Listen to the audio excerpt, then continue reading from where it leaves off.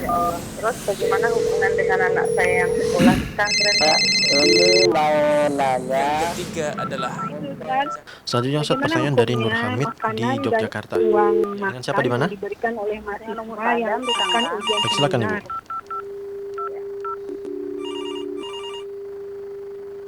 Bismillahirrahmanirrahim. Assalamualaikum warahmatullahi wabarakatuh. Alhamdulillah hamdan katsiran tayyiban mubarakan fih kama yuhibbu wa rabbuna wa yarda. Ashhadu an la ilaha illallah wahdahu la syarika lah wa ashhadu anna Muhammadan abduhu wa rasuluhu la nabiyya ba'da amma ba'd.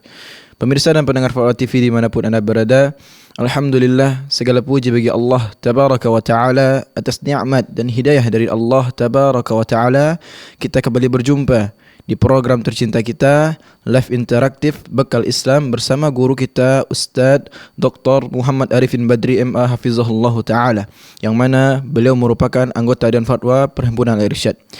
Salat dan salam semoga Allah sampaikan kepada Nabi kita Nabi Muhammad sallallahu alaihi wasallam, untuk para istri-istri beliau, sahabat-sahabat beliau, dan semoga kita senantiasa meniti sunnahnya hingga hari kiamat kelak. Allahumma amin.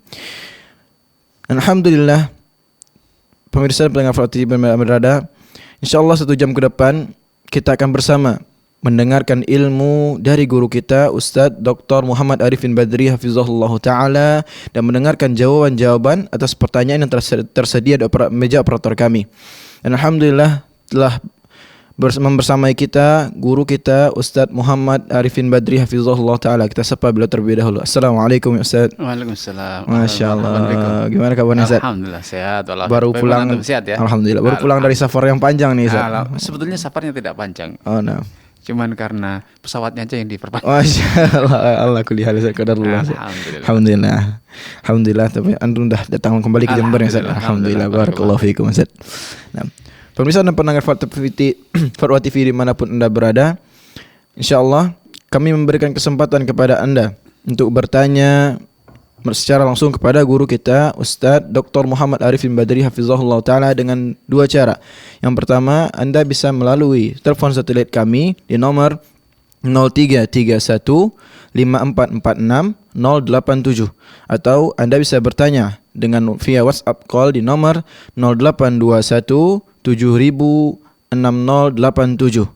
Kami ulangi, Anda bisa bertanya secara langsung kepada guru kita Ustadz Dr. Muhammad Arifin Badri Hafizahullah Ta'ala dengan 2 cara. Yang pertama dengan nomor satelit kami, yaitu di nomor 0331 5446 087, atau Anda bisa bertanya melalui WhatsApp call kami di nomor 0821 7000 6087. Dan juga kami tidak lupa menyapa pemirsa yang mendengarkan siaran ini melalui berbagai radio yang tergabung di RTVC, yaitu diantaranya ada Radio Binbas Yogyakarta, Radio Sahabat Tegal Besar, Radio MDFM Probolinggo, Radio Amuba Pangkal Pinang, Radio Sago FM Sumbar, Radio Gema FM Bontang, Radio Albina AM Bekasi, Radio Tua FM Riau, Radio Madinah Ceruban, Radio Dai Tenggaran, Radio Mas FM Sragen. Sebelum kita mendengarkan jawaban dari guru kita Ustadz Dr. Muhammad Arifin Badri Hafizahullah Ta'ala, mari kita dengarkan nasihat dari beliau terlebih dahulu. Kepada beliau kita persilahkan. Tafadhal ya Ustaz. Taib. Assalamualaikum warahmatullahi wabarakatuh. Innal hamdalillah nahmaduhu wa nasta'inuhu wa nastaghfiruh wa na'udzu billahi min syururi anfusina wa sayyiati a'malina. May yahdihillahu fala mudilla lahu wa may yudlil fala hadiyalah. Asyhadu an la ilaha illallah wahdahu la syarika lah wa asyhadu anna Muhammadan abduhu wa rasuluhu, amma ba'd. Kaum muslimin dan muslimah, pemirsa Fatwa TV dimanapun Anda berada, alhamdulillah, Allah subhanahu wa ta'ala dialah pencipta dan penguasa alam semesta. Allah subhanahu wa ta'ala membalikkan antara siang dengan malam. Allah subhanahu wa ta'ala walillahi junudus samawati wal ard, memiliki makhluk dan bala tentara yang ada di langit dan di bumi. Allah subhanahu wa ta'ala zat yang Maha kuasa menyelamatkan, menyembuhkan, melapangkan ataupun menyempitkan. Karena itu apapun urusan kita, apapun kondisi kita, maka hanya ada satu tempat kita bersandar, yaitu Allah Subhanahu wa taala. Apapun kebutuhan kita, maka hanya ada satu yang bisa menjadikan kebutuhan kita itu terwujud. Kalaupun kita sedang menderita atau dirundung kekhawatiran dan ketakutan, maka hanya ada satu tempat kita mencari keamanan dan pelindungan, yaitu Allah Subhanahu wa taala. Dahulu Nabi SAW menanamkan ideologi ini, akidah ini kepada umatnya. Salah satunya beliau sampaikan kepada saudara sepupu beliau, Abdullah bin Abbas. Idza sta'anta fasta'in billah. Wahina, kalau engkau merasa butuh untuk memohon pertolongan, maka mohonlah pertolongan hanya kepada Allah. Ista'in billah. Kalau engkau mohon perlindungan, maka mohonlah perlindungan kepada Allah Subhanahu wa taala. Kenapa demikian? Nabi SAW memberikan alasan selatunya, ma asabaka lam yakun liyukhti'ak wa ma akhta'aka lam yakun liyusibak. Maka apapun yang sudah Allah takdirkan itu pasti terjadi.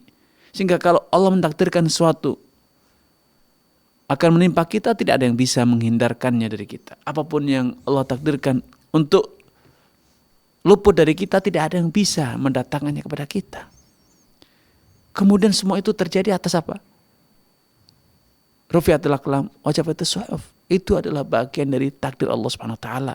Pena pencatat amal sudah diangkat dan lembaran pencatat sejarah takdir kita pun juga sudah kering, alias tidak ada perubahan. Hanya ada satu, sekali lagi, tempat kita mohon dan meminta kepada Allah Subhanahu wa taala. Yamhullahu ma yasha' wa yuthbit. Karena yang mampu merubah, memaafkan kita, membebaskan kita dari takdir yang Allah telah tuliskan hanya Allah Subhanahu wa taala. Yamhullahu ma yasha'. Allah itu menghapuskan apa saja yang Allah kehendaki, wa yuthbit, dan menetapkan apa saja yang Allah kehendaki. Karena itu kalau Anda khawatir bahwa dalam catatan sejarah adalah takdir Anda ada takdir yang buruk, maka hanya Allah yang kuasa merubahnya, menghapuskan, memaafkannya. Dan kalau Anda khawatir jatah rezeki Anda dalam lembaran takdir Anda itu sudah sempit atau mungkin habis, maka yang kuasa memberinya, menambahnya adalah Allah Subhanahu wa ta'ala. Kan itu ketuklah pintu Allah Subhanahu wa ta'ala. Itu yang kita butuhkan hari ini. Kita tidak perlu berkeluh kesah, tidak perlu menanti uluran tangan orang. Bahkan sebaliknya, sepatutnya kita pupus harapan dari semua orang dan kita serahkan harapan kita hanya kepada Allah Subhanahu wa ta'ala.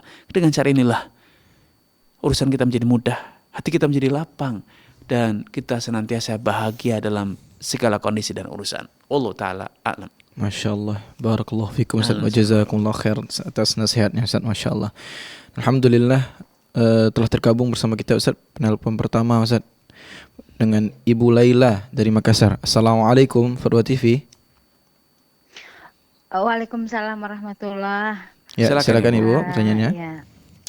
Ya. Saya dulu memohon kepada Pak Ustadz, semoga Allah senantiasa melindungi Pak Ustadz dan juga keluarganya dan kru radio TV Fatwa.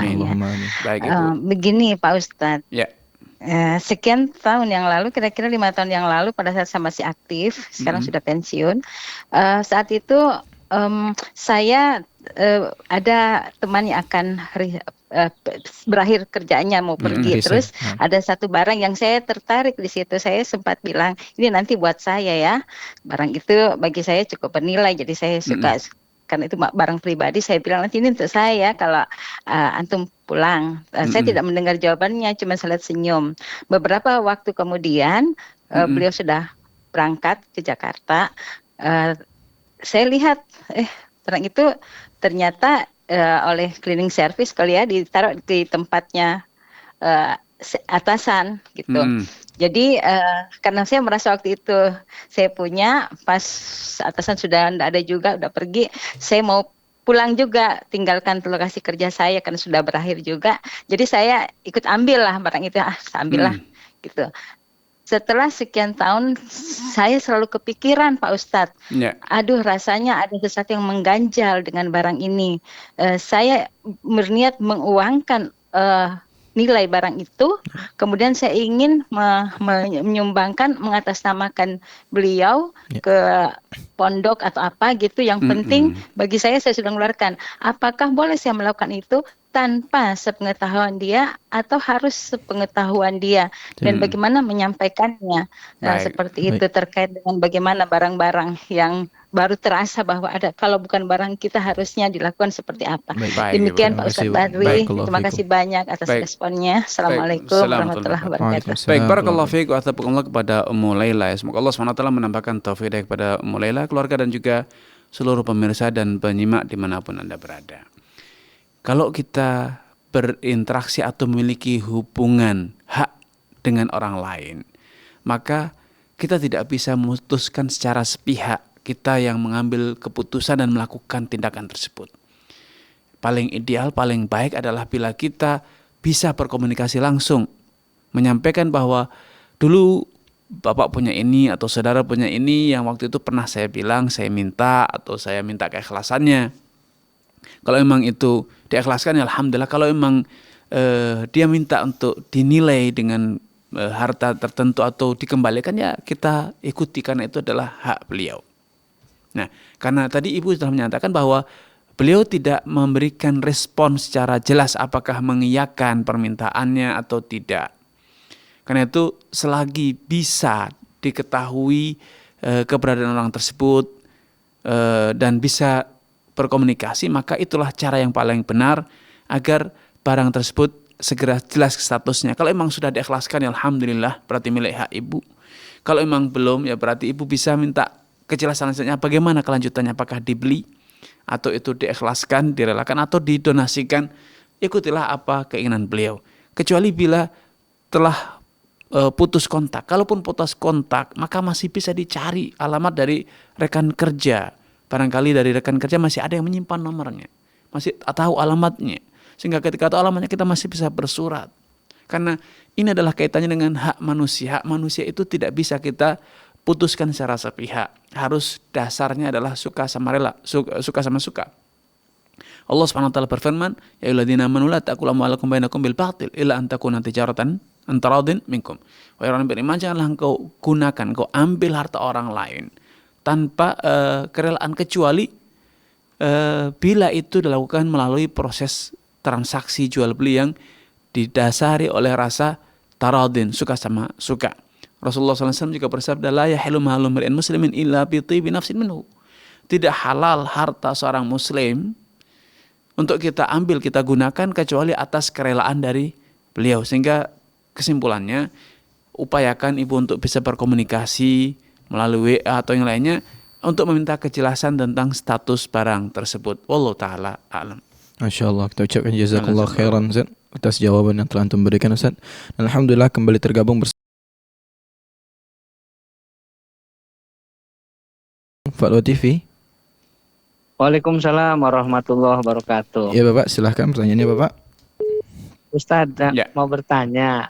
Ya. Boleh, bagaimana, apakah harus menjawab salam dari pembicara di televisi atau radio yang sifatnya siaran ulang? Ya, yang kedua, bagaimana, haruskah menjawab adzan yang disiarkan di televisi atau radio atau dari media elektronik lainnya? Terima kasih. Assalamualaikum warahmatullahi wabarakatuh. Waalaikumsalam warahmatullahi wabarakatuh. Baik, barakallahu fiik wa athabakumullah kepada Bapak Rahmat di Bogor, yang semoga Allah SWT menambahkan taufik kepada Pak Rahmat, keluarga dan juga seluruh pemirsa dan penyimak dimanapun Anda berada.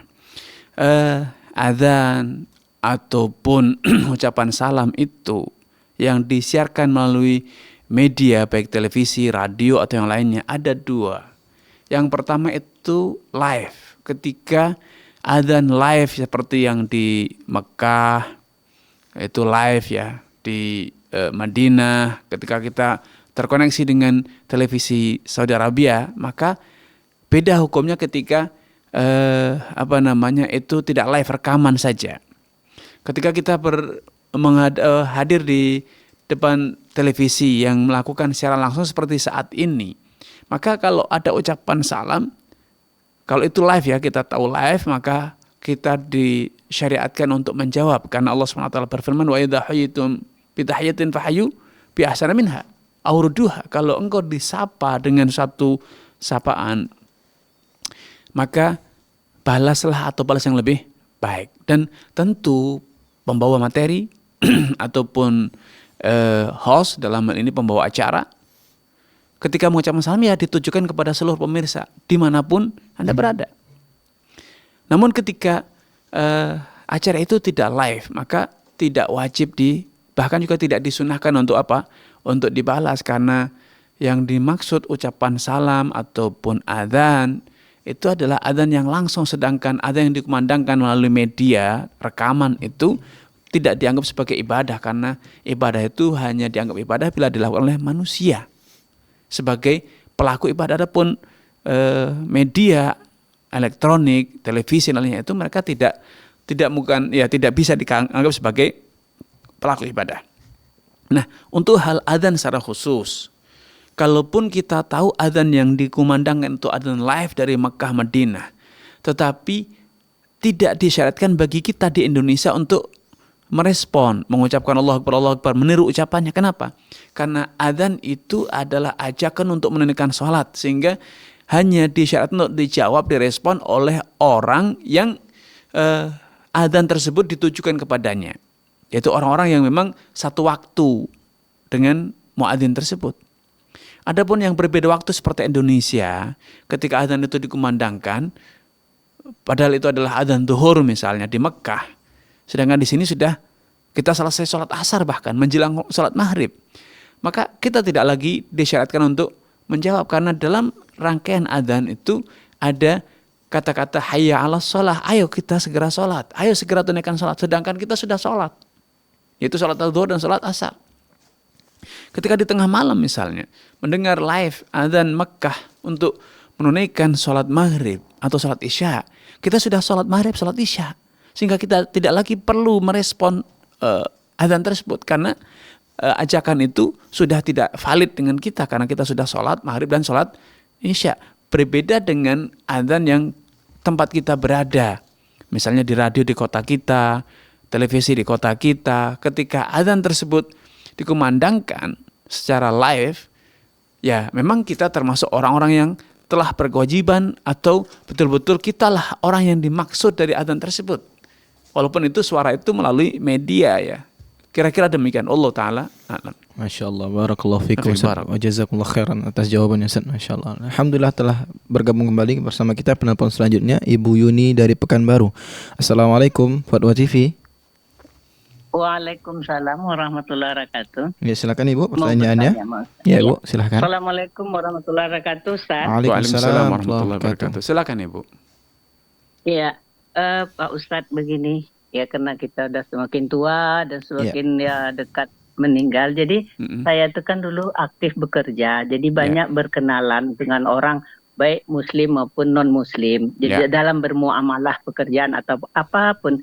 Jadi sekarang ini saya sering berdoa malam itu dalam bahasa Indonesia, ya Allah ampunilah dosa orang-orang yang pernah mengenalku, baik yang menyayangi maupun yang membenciku.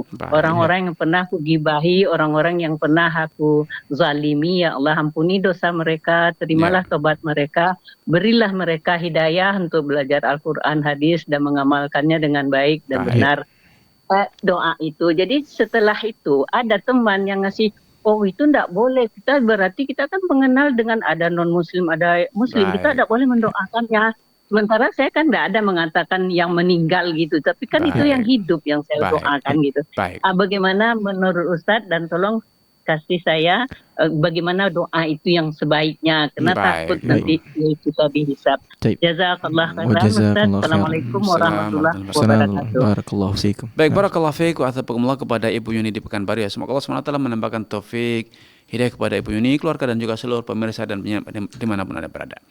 Dalam Al-Quran dan Sunnah sudah dicontohkan bagaimana tata cara kita berdoa seperti apa kira-kira redaksi doa yang seharusnya kita ucapkan. Misalnya dalam surat Hasyr Allah Subhanahu wa taala berfirman, "Walladzina ja'u min ba'dihim yaquluna rabbana ighfir lana wal ikhwana alladziina sabaquna bil iman wa la taj'al fi qulubina ghillan lil ladzina amanu rabbana innaka ra'ufur rahim." Orang yang datang setelah generasi Muhajirin Ansar mengatakan, "Rabbana ighfir lana." Ya Allah, ampunilah kami. Wal ikhwanina alladzina sabaquna bil iman, dan ampunilah saudara-saudara kami, orang-orang yang telah terlebih dahulu beriman. Wala taj'al, dan jangan engkau jadikan dalam diri kami ada ghillan, ada kedengkian, ada kebencian kepada sesama orang yang beriman. Ya. Kemudian dalam sholat kita juga banyak mendoakan bukan hanya diri kita, orang yang beriman. Dalam tasyahud misalnya, kita mengucapkan Allahumma sholli alaina wa ala ibadillahi sholihin, ya Allah, ampunilah, rahmatilah kami dan rahmatilah semua hambamu yang saleh. Nabi SAW kemudian menjelaskan bacaan tasyahud ini, innahu idza qala dzalik, kalau orang salat itu mengucapkan Allahumma sholli ala ibadillahi sholihin, asaba dzalika kullu 'abdin lillahi sholihan fis samai aw fil ard. Doa itu akan sampai kepada semua hamba Allah yang ada di langit ataupun di bumi.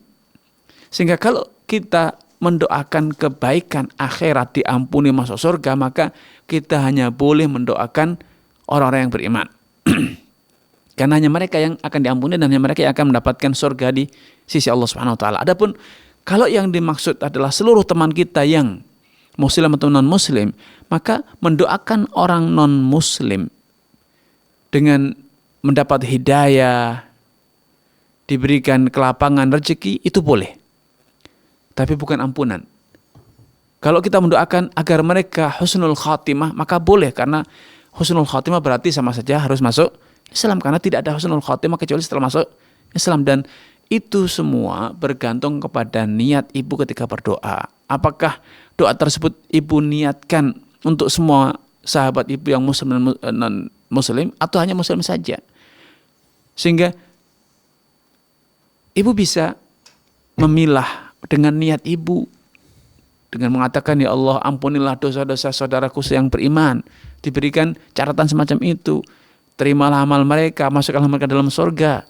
Dan kalau sahabat-sahabatku yang non muslim, berikanlah mereka hidayah, ya, agar mereka masuk Islam dan bisa husnul khatimah, semacam itu.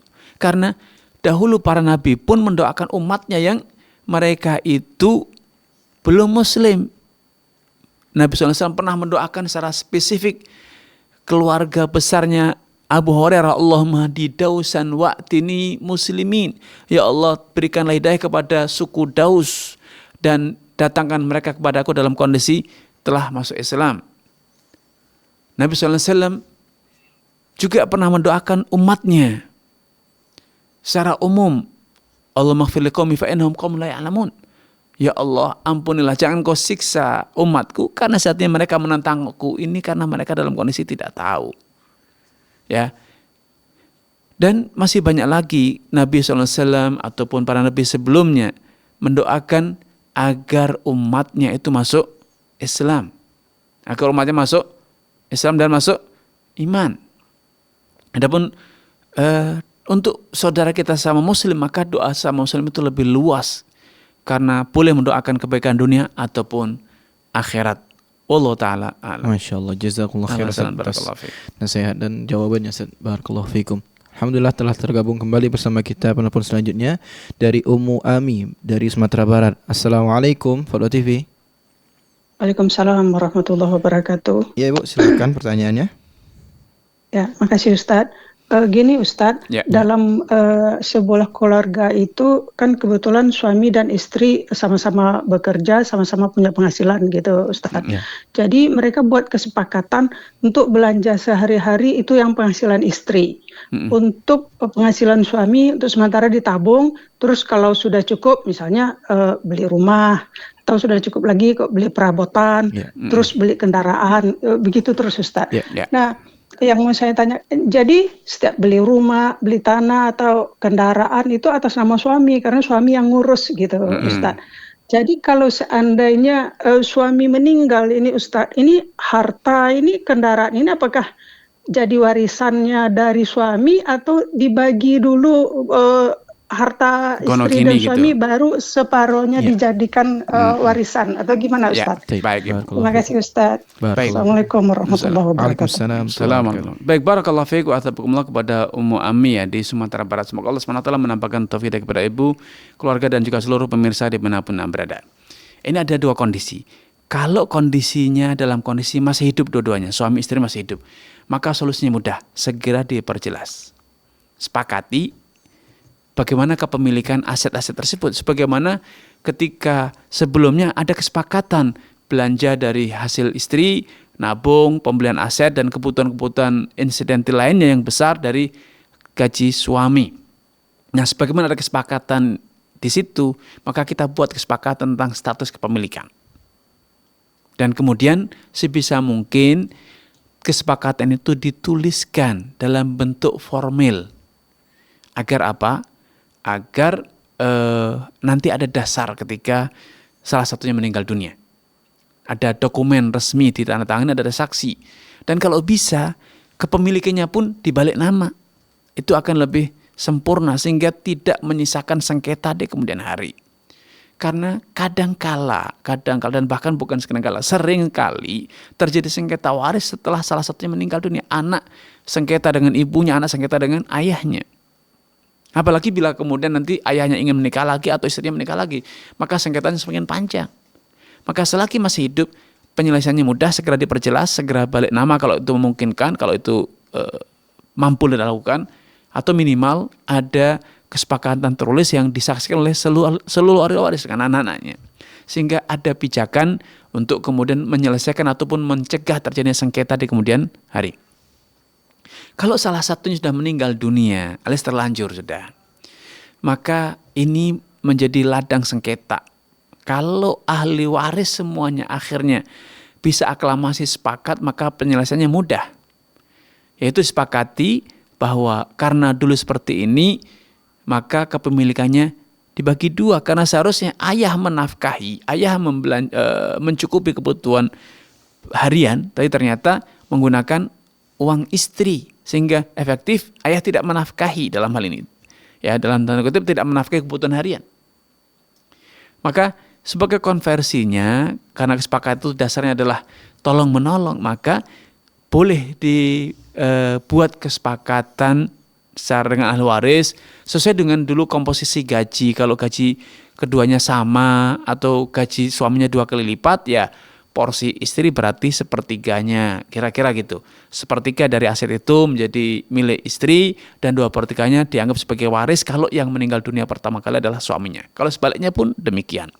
Nah, kalau itu bisa disepakati, maka alhamdulillah itu mudah. Tapi ketika tidak bisa disepakati, maka itu ranah pengadilan agama untuk diselesaikan secara hukum yang berlaku di negara kita. Allah Ta'ala alam. Masya Allah, barakallahu fikum Ustaz, wa jazakallahu khair atas jawabannya Ustaz. Alhamdulillah kembali tergabung bersama kita penelpon selanjutnya dari Ummu Ahmad dari Palembang. Assalamualaikum Fatwa TV. Waalaikumsalam warahmatullahi wabarakatuh. Ya Ibu, silakan pertanyaannya. Ya, Assalamualaikum Ustadz. Waalaikumsalam warahmatullahi wabarakatuh. Waalaikumsalam warahmatullahi wabarakatuh. Silakan Ibu. Afwan Ustadz, izin bertanya. Saya kan suami kan sering sholat ke masjid, alhamdulillah. Ya, alhamdulillah. Kalau untuk saya kalau sholat di rumah itu sebaiknya kalau sebelum mulai sholat itu perlu iqomah dulu nggak ya Ustadz, atau apa langsung sholat dulu? Baik, barakallahu fikum. Sudah cukup Ibu? Baik. Baik, barakallahu fiik kepada Ummu Ahmad ya di Palembang. Semoga Allah SWT menambahkan taufik kepada Ummu Ahmad, keluarga dan juga seluruh pemirsa di manapun Anda berada. Para ulama menyatakan bahwa adzan dan iqamat itu disyariatkan bagi kaum pria. Karena adzan dan iqamat itu dikumandangkan dengan suara keras. Sehingga kalau di rumah ada anak laki-laki yang belum balik, sehingga kadang mereka tidak sholat ke masjid atau memang belum diajarkan untuk sholat ke masjid karena masih kecil, sehingga namun mereka sudah diajarkan untuk sholat bersama, maka mintalah mereka yang mengumandangkan iqamat dengan suara yang keras, ya, dengan suara yang keras. Namun kalau ternyata yang di rumah itu hanya perempuan semua, atau sendiri, hanya ibu saja yang di rumah, maka cukup ibu langsung sholat saja, tidak perlu adzan ataupun iqamah. Karena adzan iqamah itu ada alasannya, yaitu untuk mengajak yang lain untuk mendirikan sholat. Kalau ibu sholat sendiri di rumah, atau semuanya perempuan, sedangkan perempuan itu tidak disyaratkan untuk bersuara keras ya, yang itu bisa menimbulkan godaan bagi lawan jenis yang mendengar dari luar rumah misalnya. Ini tentu lebih baik ibu tidak adzan ataupun tidak iqamah. Namun kalau ada yang tadi laki-laki anak yang masih belum balik dan ternyata sholat di rumah, maka mereka boleh diperintahkan untuk iqamat ataupun bahkan mungkin adzan ya, sebagai bentuk edukasi kepada mereka. Allah taala alam. Masyaallah, barakallahu fikum Ustaz atas jawabannya wa jazakumullah khairan atas jawabannya Ustaz. Alhamdulillah kembali tergabung bersama kita Ummu Ahmad di Palembang ya. Oh, terputus Ustaz. Baik. Sembari kita menunggu penelpon selanjutnya, kita beralih ke pertanyaan di web Ustaz. Baik. Ada pertanyaan dari Bapak Rosehan Maru. Beliau bertanya, Assalamualaikum warahmatullahi wabarakatuh Ustaz. Semoga Allah senantiasa menjaga dan melindungi Ustaz dan beserta keluarga. Berkaitan dengan zakat hasil pertanian Ustaz, bagaimana jika zakat tidak pernah dikeluarkan dalam waktu yang sangat lama, seperti 10 tahun misalnya, karena tidak paham akan hukumnya? Bagaimana cara untuk menzakatinya setelah tahu sekarang hukumnya Ustaz? Barakallahu fikum wa jazakumullahu khairan Ustaz. Barakallahu fiik, astaghfirullah kepada Bapak Rosyan ya. Semoga Allah Subhanahu wa taala menambahkan taufik kepada Anda, keluarga dan juga seluruh pemirsa dimanapun Anda berada. Rasulullah SAW pernah bersabda, dan ini merupakan kaidah, Uqdullah fallahu ahaqqu bil qada. Bayarlah hutang kalian kepada Allah, karena sejatinya hutang kepada Allah itu lebih utama untuk dibayar. Nah, apalagi zakat itu ada kaitannya dengan hak fakir miskin, hak para penerima zakat. Maka ketika dulu kita belum tahu bahwa zakat pertanian itu harus dikeluarkan, dan sekarang sudah tahu, maka boleh diqadha semampu kita. Bisa misalnya tahun ini kita mengqadha untuk 2 tahun yang lalu, tahun depannya lagi, begitu juga seterusnya. Agar apa? Agar tidak terlalu berat. Kalau harus keluarkan sekaligus, maka tentu itu berat. Nah, dengan kita membayarnya, menebusnya hari ini, maka insya Allah dosa kita telah berlalu.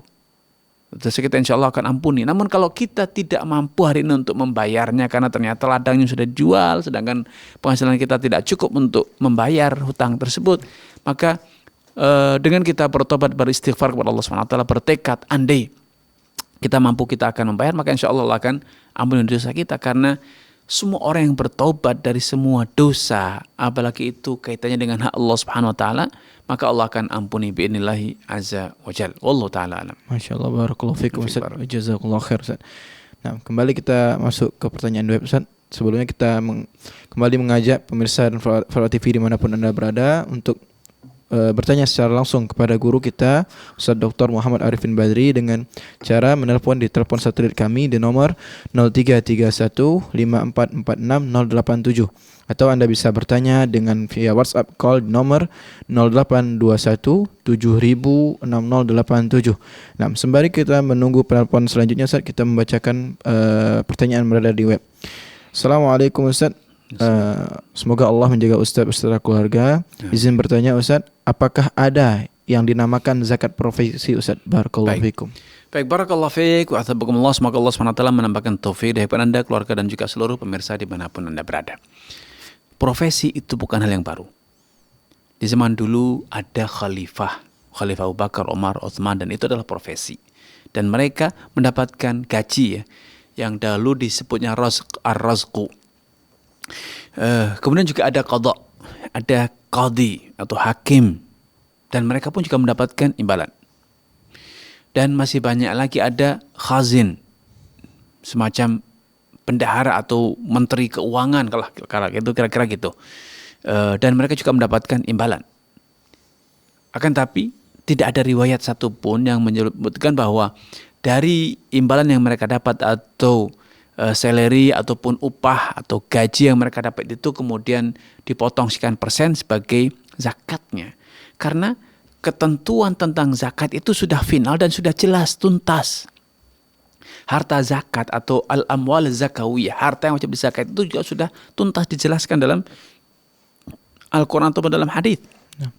Zakat itu, zakat mal adalah emas atau perak atau alat transaksi yang ada zaman ini, yaitu uang.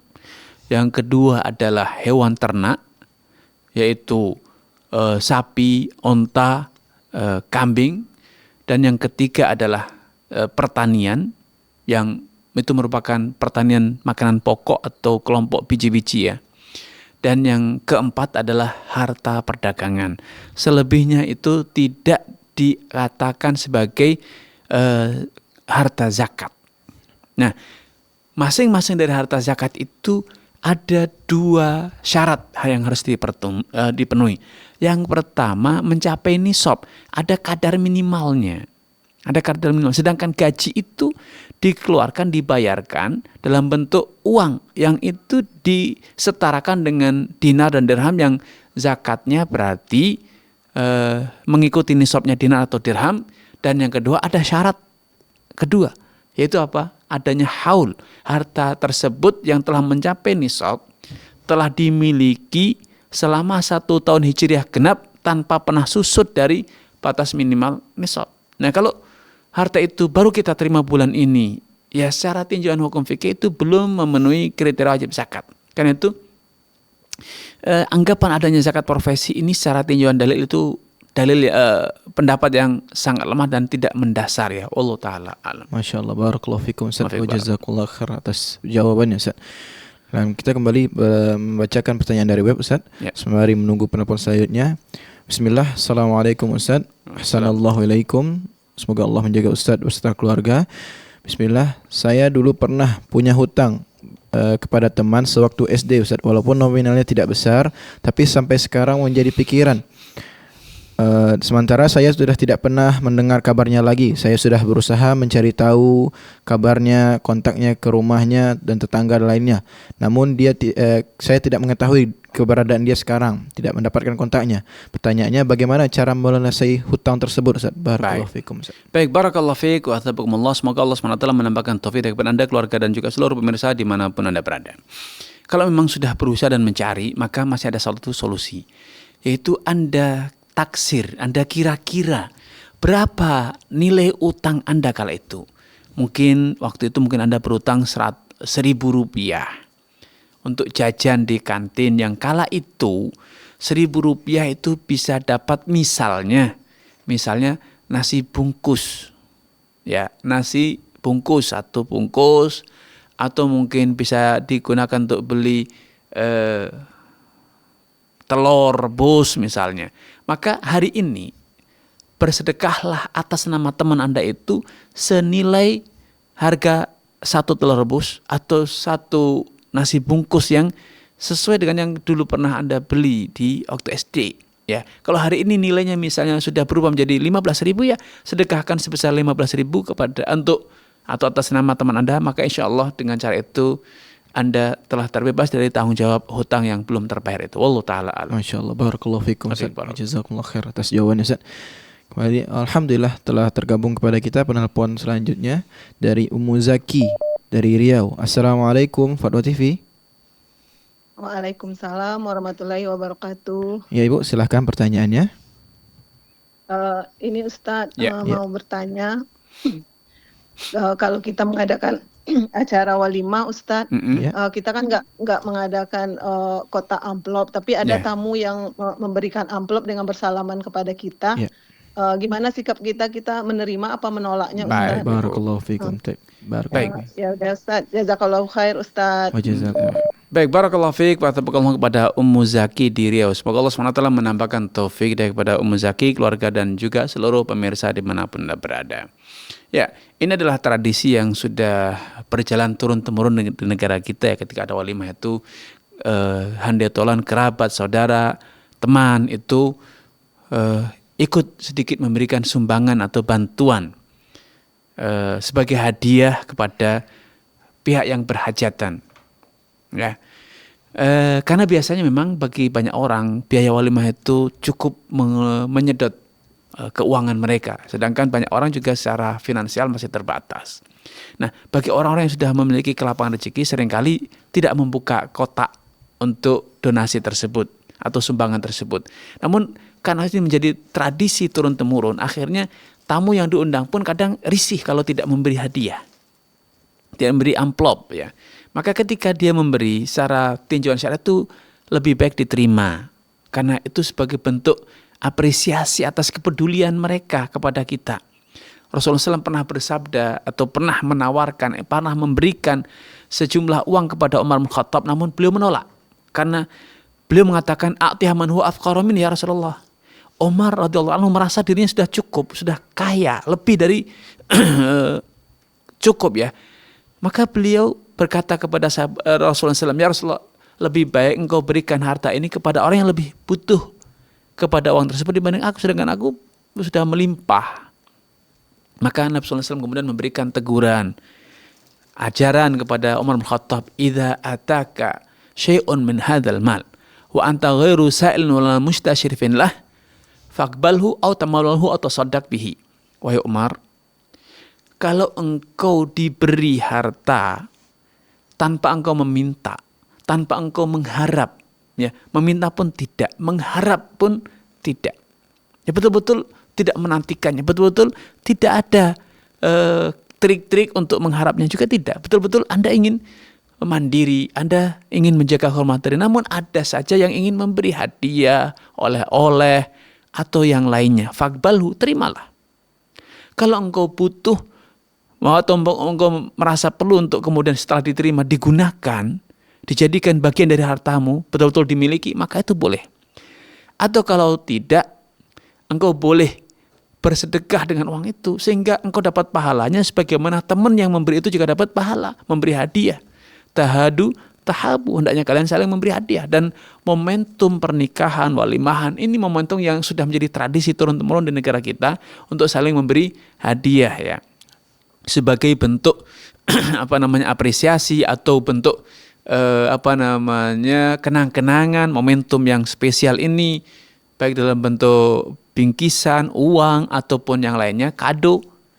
Ini adalah sudah menjadi tradisi baik ya. Tahadu, tahabu, hendaknya saling memberi hadiah agar saling semakin kuat hubungan cinta mencintainya itu, hubungan persaudaraannya itu semakin erat. Sehingga saya sarankan untuk diterima. Dan kalau memang ibu merasa tidak butuh, bisa disedekahkan. Atau kalaupun ingin digunakan juga tidak apa-apa.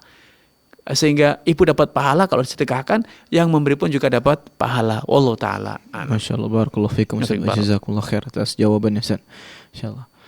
Sembari alhamdulillah telah bergabung kembali kepada kita penelpon selanjutnya, Bapak Junaidi dari Medan. Assalamualaikum. Fatwa TV, silakan Bapak. Waalaikumsalam. Ya Bapak, silakan pertanyaannya. Assalamualaikum Ustaz. Waalaikumsalam warahmatullahi wabarakatuh. Silakan Bapak. Iya, Ustaz, saya mau tanya. Baik. Apakah setiap manusia yang dikebumikan akan ditanya oleh dua malaikat? Baik, sudah cukup Bapak. Terima kasih. Assalamualaikum warahmatullahi wabarakatuh. Baik. Barakallahu fiik. Waalaikumsalam. Barakallahu fiik kepada Bapak Junaidi di Medan. Semoga Allah SWT menambahkan taufik kepada Pak Junaidi, keluarga dan juga seluruh pemirsa dimanapun Anda berada. Rasulullah SAW bersabda menjelaskan pertanyaan Bapak Junaidi.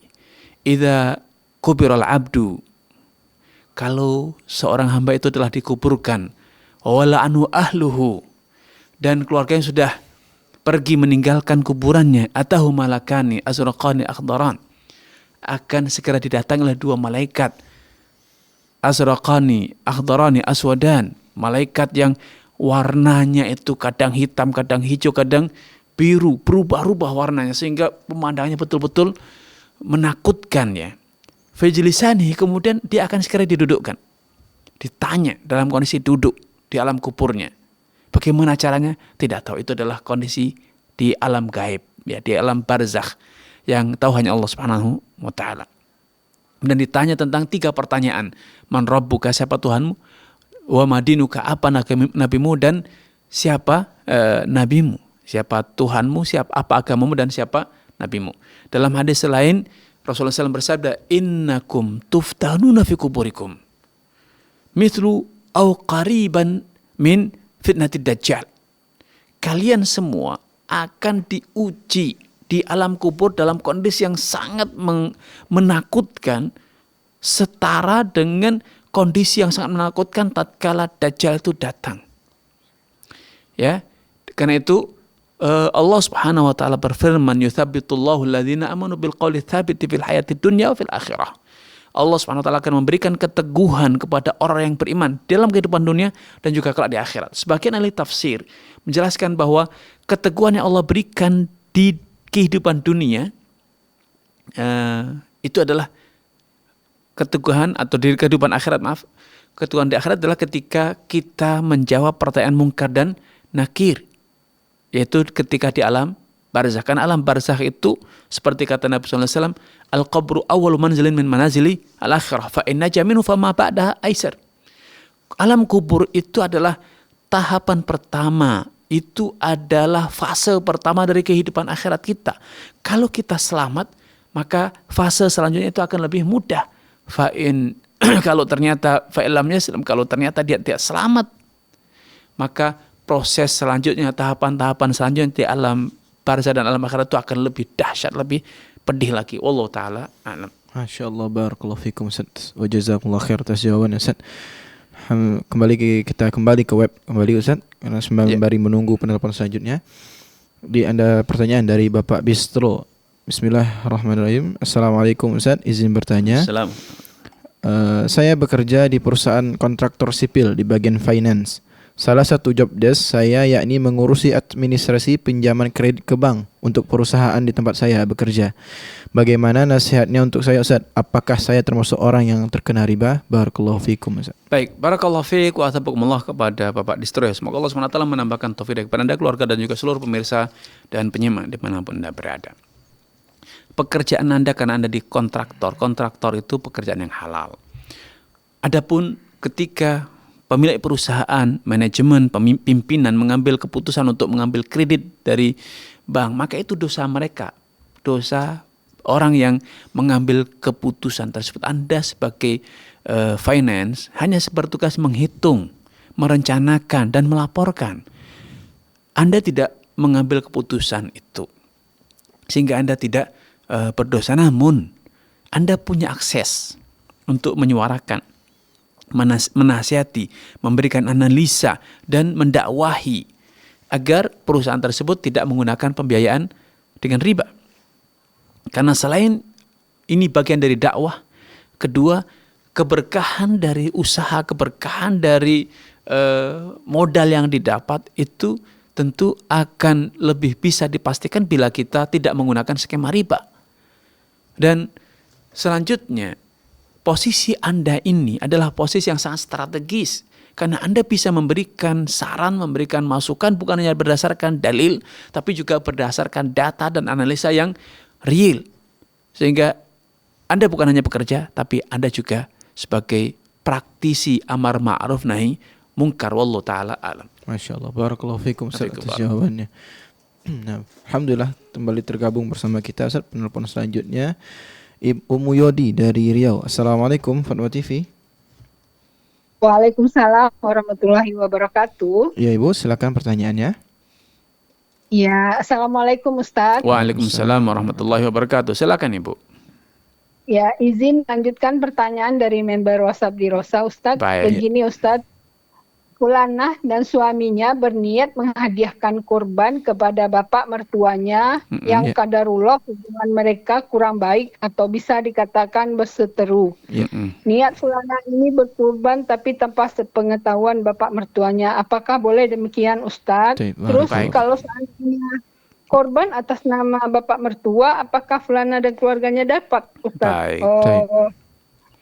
Terus Fulana dan suami ini masih berpegang bahwa hewan kurban itu tunggangan untuk kita nanti, begitu Ustaz. Baik.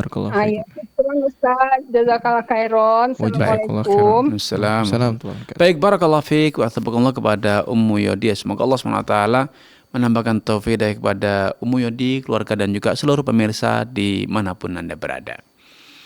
Ada dua opsi. Yang pertama, menghadiahkan hewan korban dengan membelikan dan betul-betul diberikan agar mertua ataupun orang tualah yang mengorbankannya atau menyembelihnya atau menyerahkan hewan itu kepada panitia untuk disembelih oleh mereka mewakili ayah ataupun mertua tersebut. Inilah praktek yang dulu dilakukan oleh Nabi sallallahu alaihi wasallam ketika beliau membagikan hewan korban kepada para sahabatnya. Sehingga beliau hanya memberi hewan korban, namun yang berkorban adalah para sahabatnya. Ini opsi pertama, dan ini kalau bisa dilakukan itu yang terbaik. Agar kita mendapatkan pahala bersedekah dengan hewan korban, dan kita juga mendapatkan pahala menjadi pembuka pintu kebaikan karena kita yang memfasilitasi, kita yang memudahkan orang lain yang beribadah. Rasulullah SAW bersabda, "Man sanna sunatan hasanatan fil Islam, man sanna fil Islam hasanatan hasanah." Barang siapa yang mengajarkan dalam Islam suatu kebiasaan, suatu perilaku, suatu tindakan yang baik, maka dia akan mendapatkan pahalanya dan pahala orang yang menjalankan amalan tersebut tanpa saling mengurangi sedikit pun dari pahala mereka. Namun kalau tadi dikatakan hubungan mereka sedang kurang baik, maka mungkin ini agak sulit ya. Yang kedua, yang bisa dilakukan adalah hewan korban tersebut disembelih sendiri untuk suami tersebut. Ya. Dan kemudian seluruh keluarganya, termasuk orang tuanya, termasuk mertuanya, disertakan dalam pahalanya. Disertakan dalam pahala yang sebagaimana dulu Nabi SAW ketika beliau menyembelih hewan korban, beliau mengucapkan Allahumma hadza anni wa an ahli baiti. Ya.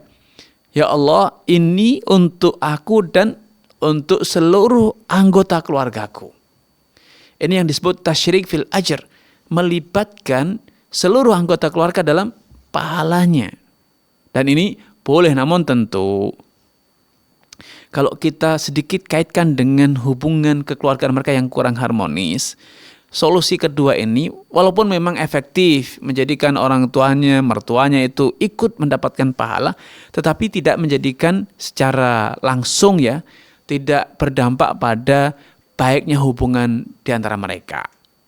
Akan lebih baik, akan lebih efektif ya, semoga saja dengan langkah ini hubungan mereka menjadi harmonis, yaitu hewan tersebut, sapi atau domba tersebut, kambing tersebut diberikan kepada mertua atau orang tua agar mereka yang berkorban. Bapak, ini momentum Idul Adha, kami belikan sapi, silahkan dikorbankan untuk Bapak. Sehingga jangan khawatir Anda tidak ikut dapat pahala, Anda akan dapat pahalanya.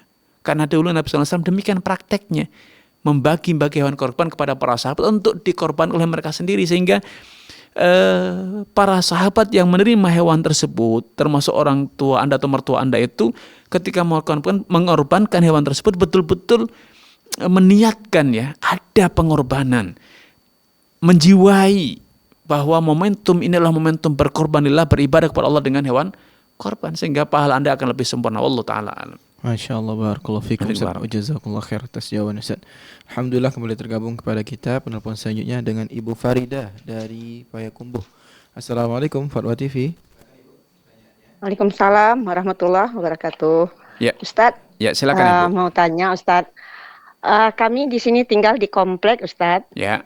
Jadi ada anggota 27 orang. Jadi kalau tiap tahun rasanya kadang ada kesibukan pulang kampung ketika hari Lebaran. Jadi kadang-kadang enggak ada saling mengunjungi waktu Lebaran tuh Ustaz. Jadi kami adakan arisan Ustaz. Baik. Tiap bulan arisan, cuma enggak banyak-banyak 50.000 gitu. Baik. Atau 100.000 gitu Ustaz.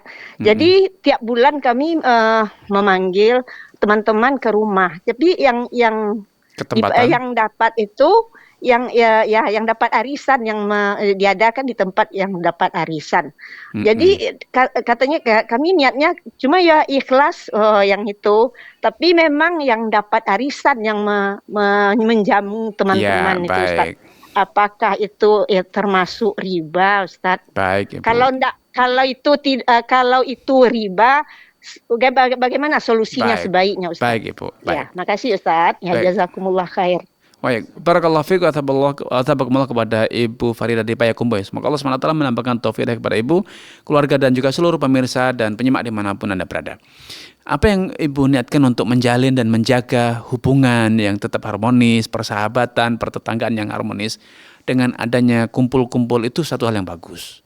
Ya, namun memang dalam Islam tidak ada tuntunannya ketika Id itu kita saling berkunjung, tidak ada kewajibannya. Karena berkunjung tidak dibatasi dengan Id, tidak silaturahmi juga tidak ada batasi dengan Id. Kapan saja kita bisa bersilaturahmi maka itu lakukanlah, tidak harus pada Id ataupun momentum yang lainnya. Yang kedua, ketika kita arisan akan lebih baik sehingga transparan dan juga adil. Tidak ada kecemburuan sosial, tidak ada hal negatif yang lainnya. Ketika kita arisan, kita perjelas bahwa arisannya 50.000 dan kontribusi konsumsinya 10.000, sehingga totalnya 60.000. Jelas. Sehingga dengan uang 10.000 dari sekian banyak anggota tadi, misalnya ada 50 orang tadi, akan terkumpul misalnya 500.000, itu kontribusi semua untuk kemudian digunakan pengadaan konsumsi di tempat yang ketempatan, sehingga nilainya akan sama ya. Walaupun nanti menunya pasti beda, bisa jadi tuan rumah yang ketempatan menambah atau mengurangi ya. Memang dasarnya bukan untuk mencari untung rugi, tapi dasarnya adalah kita sama-sama apa? Untuk membangun keharmonisan, silaturahmi dan lain sebagainya. Ini solusi yang paling tepat agar tidak ada faktor riba ataupun yang lainnya, yaitu dipisahkan antara arisan yang terus diputar dengan kontribusi untuk konsumsi ketika acara arisan. Allah Ta'ala alam.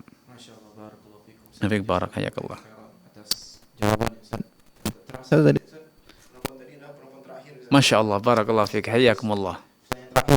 Jumpa kali ini, Masya Allah, alhamdulillah. Ucapkan jazakumullah khair Ustaz atas segala ilmu yang telah antum berikan Ustaz. Semoga Allah menjaga antum beserta keluarga, dan semoga kami yang mendengarkan bisa mengamalkan ilmu-ilmu yang telah antum berikan Ustaz. Amin. Allahumma amin. Pemirsa Fatwa TV dimanapun Anda berada, kami mengajak Anda untuk menyaksikan program live interaktif bersama guru kita Dr. Musyaffa Ad-Darini hafizahullah taala, yaitu konsultasi Islam di jam 20.00 pada malam ini.